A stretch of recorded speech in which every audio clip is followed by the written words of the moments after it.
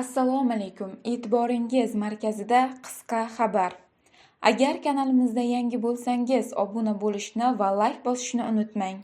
O'zbekiston Respublikasi Vazirlar Mahkamasining qarori ayrim turdagi nafaqalarni tayinlash va to'lashni tartibga solish chora-tadbirlari to'g'risida O'zbekiston Respublikasining Mehnat kodeksiga muvofiq vaqtinchalik mehnatga layoqatsizlik, homiladorlik va tug'ish davrida yangi tug'ilgan bolani farzandlikka olgan yoki unga vasiy qilib belgilangan hamda bolani parvarishlash ta'tilidagi xodimlarga nafaqalarni tayinlash va to'lashni tartibga solish maqsadida Vazirlar Mahkamasi qarori qabul qilindi.